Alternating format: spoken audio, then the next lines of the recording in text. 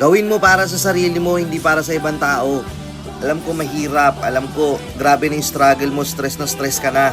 Pero mo lagi mong tatandaan yung pangarap mo para sa batang ikaw. Kailangan mong tuparin yun. Isa lang naman ang mission mo eh. Ang tuparin kung anong pangarap mo sa buhay na alam mo na dun ka sasaya.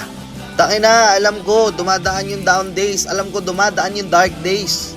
Pero as long as you're alive, as long as humihinga ka, walang reason para sumuko ka. Tuparin mo yung mga pangarap mo. Kaya mo yan. Nakita mo na sa sarili mo eh. Alam kong pumitik na sa sarili mo na meron kang potensyal.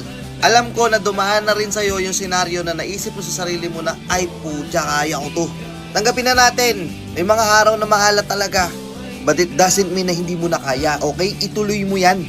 Hindi mo man naririnig yung mga salitang proud ako sa'yo sa mga taong ine-expect mong sasabihan ka ng mga ganong salita. At least maging proud ka sa sarili mo para sa mga achievements mo na nagawa.